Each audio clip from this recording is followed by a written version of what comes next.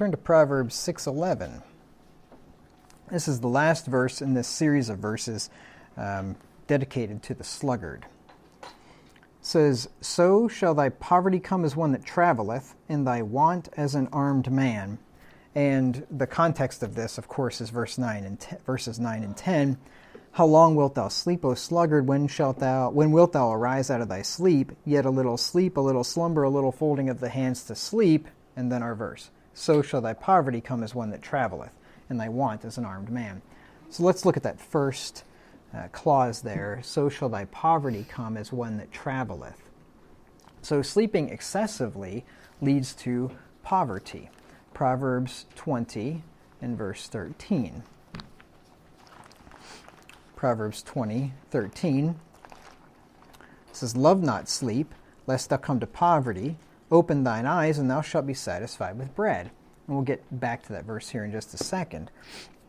But, we should, like I said, I think it was last week, sleep to live, not live to sleep. We shouldn't love sleep, but sleep's like anything else, like good food or like a good drink or like good quality time with friends. These are all blessings from God that we can and should enjoy, but we can't love them too much. Anything done in excess and without moderation can end up being our downfall, and sleep is no different. Proverbs 23 and verse 21. It says, "For the drunkard and the glutton shall come to poverty, and drowsiness shall clothe a man with rags." Oh, that's the part of the verse I missed. I confused myself last time because I was looking at the drunkard and the glutton coming to poverty. The part that I wanted in the verse was drowsiness shall clothe a man with rags. I wondered, because I looked at it and I'm like, what am I trying to get out of this verse? That's what I was trying to say anyway. So it says, "So shall thy poverty come as one that travelleth." Poverty is the condition of having little or no wealth or material possessions. Indigence, I'm not sure where the emphasis is there. Indigence. Is that like the indigent people? People talk about the indigent peoples? I wondered about that. I should have looked it up. Destitution, want, in various degrees. So want is, I think I'll define that a little bit later here, but want is lack or need. It's not desire like we generally use it today. So poverty is whenever, everybody knows this, when you have very little or no wealth and you're in destitution, you're in great want. Sleeping too much causes poverty because the sluggard is sleeping instead of working. Obviously, that's where the poverty is coming in. If he would get up and work, he would be filled with food and necessary possessions. And that takes us back to Proverbs 20:13, which we just read here a minute ago. "Love not sleep, lest thou come to poverty. Open thine eyes, and thou shalt be satisfied with bread." So if you open your eyes, and obviously the implication is here, open your eyes and go to work, right? Not just wake up and all of a sudden bread's going to appear, right? You get up, go to work, you make money, then you buy the bread and so on. So if you stop sleeping and start working, then you'll have food and necessary things.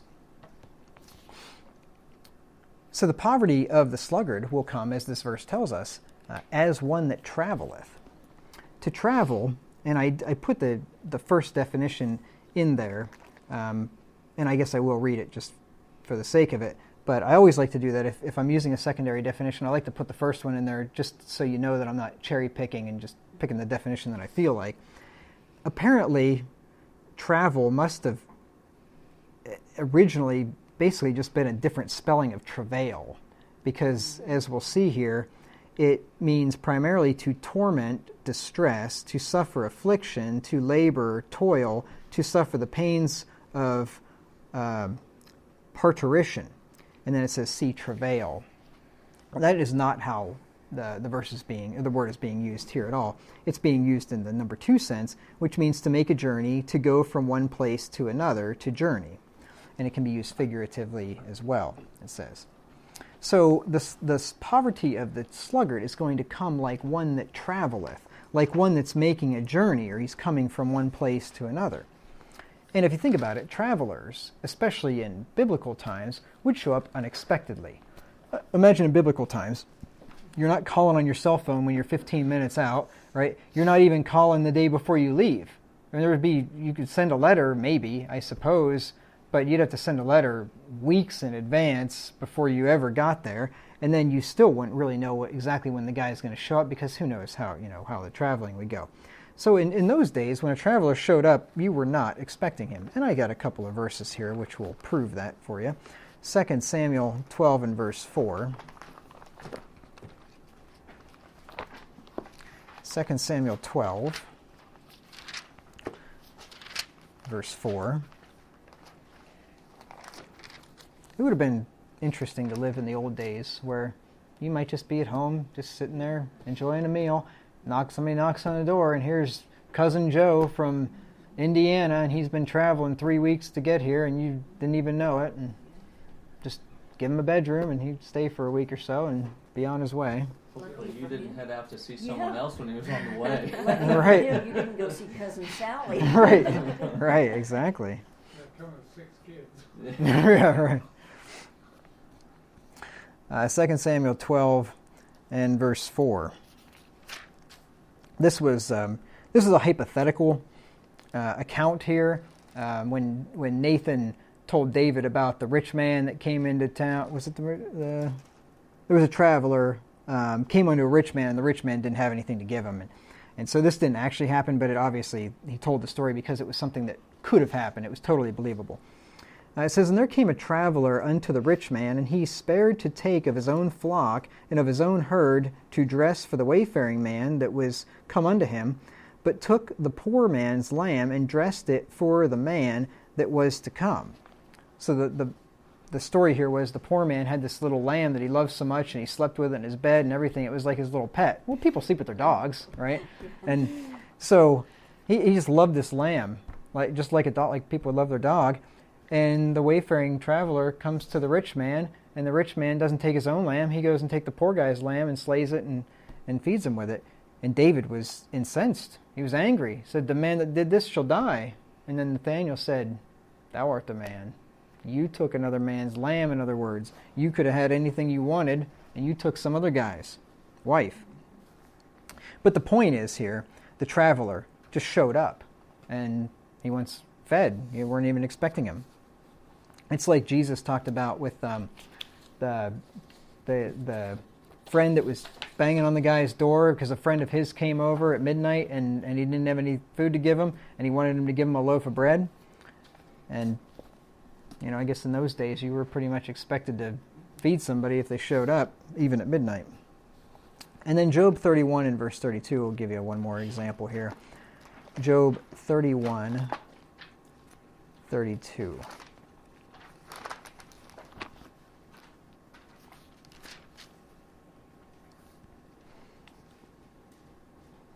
It says, "The stranger did not lodge in the street, but I opened my doors to the traveler." So obviously, just a guy that's just coming through, and you'll read about that. And there was that one guy that went to get his concubine and came to a certain city, and instead of sleeping out on the street, the guy said, "Hey, come in and stay with me." I think that was pretty common in those days. You just go into a place and knock on somebody's door and ask if you can stay the night, because there probably weren't hotels unless you went to a bigger city. So anyway, the point is, it says there that the poverty will come as one that travelleth. So in other words, it's going to come at a time when you don't expect it. And likewise, poverty will not come to the sluggard immediately, but it will show up when he's not expecting it. And that usually happens with things. Usually you can get away with things. If you do foolish or sinful or just criminal things, a lot of times it doesn't happen right away. I mean, punishment doesn't come immediately. Sometimes, you've seen those videos where you got the, I forget what they're called, but instant karma. Yeah, where the guy, runs by, grabs the old lady's purse, and then gets hit by a bus, like as soon as he steps into the street or something. But generally speaking, that doesn't always happen. But if the sluggard fails to plant in the cold weather of spring, then he may have enough food to get him through the summer possibly, and go out and maybe pick some apples in the neighbor's vineyard or something. But by the time the harvest comes around, the next harvest, if he hasn't planted, he's not gonna be able to make it through. Proverbs 20 and verse 4. Proverbs 20 and verse 4. We've been over this verse a time or two in the last couple of weeks. It says, the sluggard will not plow by reason of the cold, therefore shall he beg and harvest and have nothing. So you don't know exactly when the poverty is coming, but it's like the guy that travelleth. He's going to show up eventually, and then the chickens are going to come home to roost. And if we don't work and save money while we can, then poverty will eventually catch up with us years later when we're too old to do anything about it. See, it's sin in general. It often takes years for sin to catch up with us, but it always will, one way or the other. And just remember this, in any sin that you think maybe you've gotten away with, it will eventually catch up with you. We're going to have to answer for it, either in this life or at the judgment seat. 1 Timothy 5:24 through 25. And it's scary for us, but it's also comforting knowing that this is what happens to the wicked too, that they get away with murder, literally, sometimes.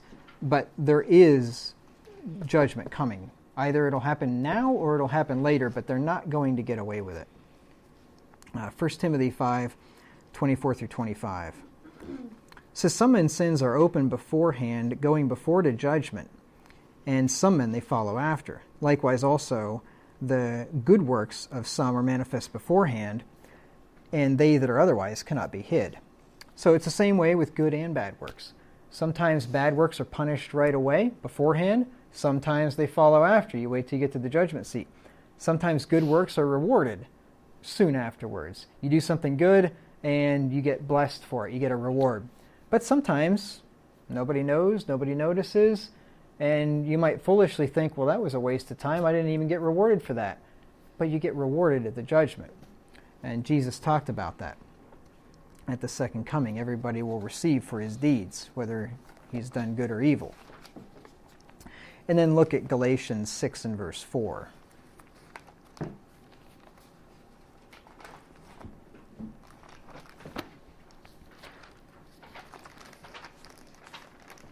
That's why it's great to be a Christian, because as Christians we know that we're going to be, if we do something in secret, we're going to be punished for it, so we don't want to do those things in secret. But we also know that if we do something and we don't get anything back for it now, that God saw it, and that we will eventually get rewarded for the good that we have done. Whereas, if you were an atheist or something, you'd think, well, what's the point? Why would I do anything good if it's not right out in the open where everybody can see it and I can be rewarded for it? Because it doesn't matter, ultimately. But it does matter for us. Or you just want to do the good thing because that's what's comfortable with you. You're not worried about what you're going to get for it. Right. Yeah, it's exactly. Just, it's kind of a reward in itself, I guess. It is. But typically people just get to where they do that and they go on down the road and they don't even keep thinking about it. Yes. Maybe the other guy does, but you don't keep thinking, well, I haven't really had any accolades for that. Right. As they say, virtue is its own reward. So, yep. Galatians 6:7.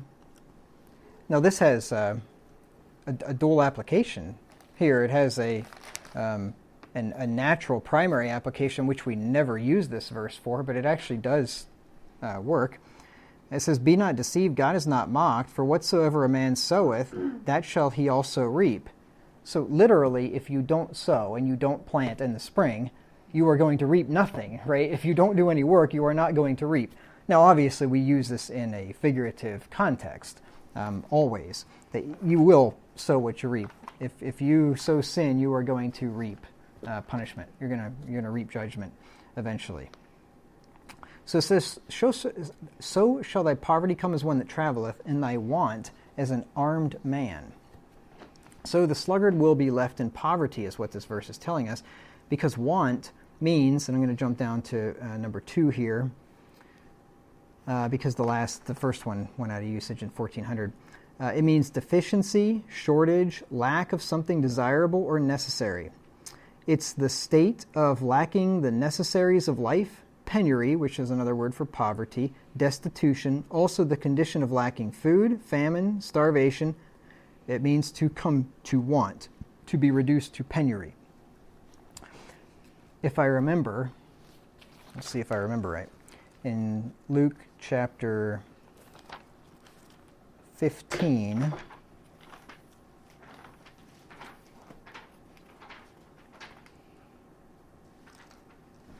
Yeah.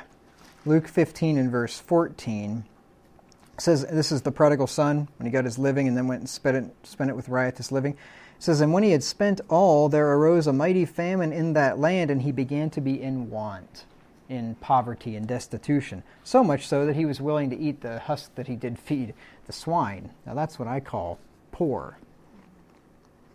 Penury, as I mentioned, is the condition of being destitute or straitened. That's with an AIT, not GHT.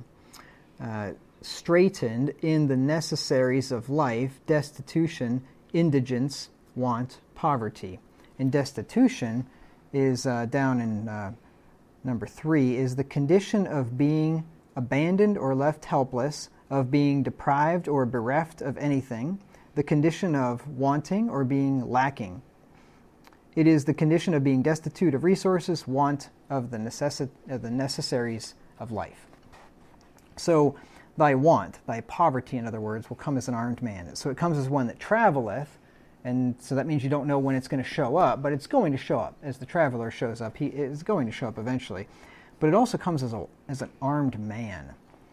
Armed is furnished with arms or armor, fully equipped for war. So armed men are men of war who come to conquer and destroy. Right? They don't come with arms just to show off their cool new gun. Right? They show up to destroy. So want, in other words, poverty or destitution, will come to the sluggard like an invading soldier who will not spare. And like an armed soldier, poverty will destroy the sluggard. Proverbs 10 and verse 15. Proverbs 10 and verse 15. It says, the rich man's wealth is his strong city, the destruction of the poor is their poverty. So poverty destroys. And yeah, I mean, you take everything somebody owns where you don't have anything, you don't have any clothes on your back or roof over your head, well, you're pretty well destroyed. That's like an armed man. That'll definitely take you out. And it says in Proverbs 19:15 that the idle soul is going to suffer hunger, just like a people in a conquered country would. That's what happens when people are conquered. They end up suffering hunger, and that's what happens to the sluggard. Slothfulness casteth into a deep sleep, and an idle soul shall suffer hunger. So take heed and abstain from laziness, because poverty will come upon the sluggard unexpectedly and mercilessly, just like a traveler and an armed man. So that takes care of the exhortation to the sluggard.